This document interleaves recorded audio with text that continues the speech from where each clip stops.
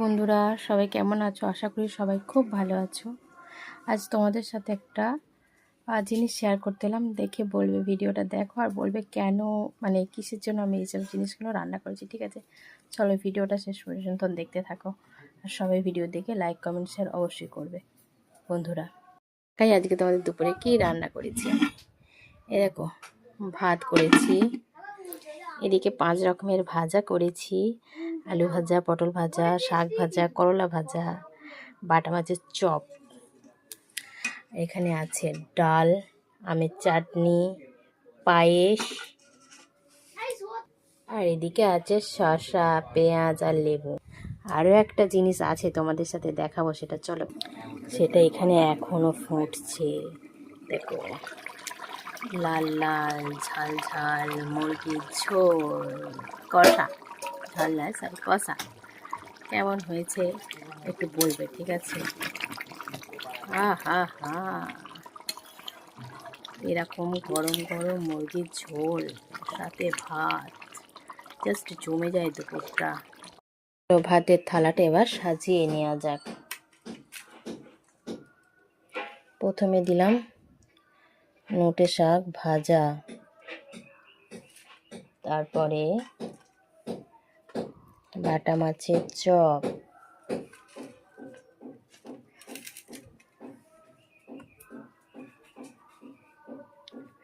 আলু ভাজা, পটল ভাজা, ও হ্যাঁ, এখনো তো একটা জিনিস আছে, পরপর দিতে হবে না, বলো, করলা ভাজা,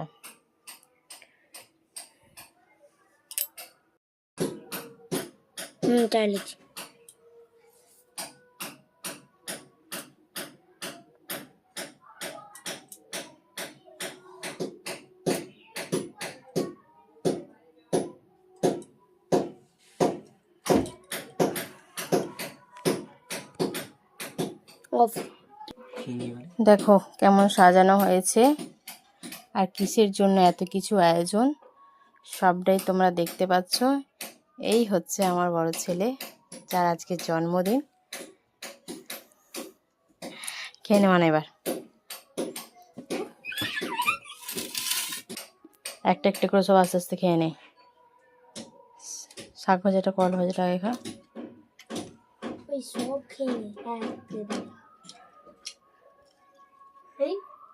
চলো ভিডিও নিয়ে আসছি, তোমাদের দেখাবো। অবশ্যই তোমরা লাইক কমেন্ট শেয়ার করবে ভালো লাগলে, ঠিক আছে? সবাই একটু সাথে থেকো, পাশে থেকো। সবাই আমার বড় ছেলেকে আশীর্বাদ করো যেন ওর আগামী দিনের জীবন খুব সুন্দর কাটুক আর জীবনের লক্ষ্যে যেন সে পৌঁছে যেতে পারে। তোমাদের সবাইয়ের আশীর্বাদ কামনা করি।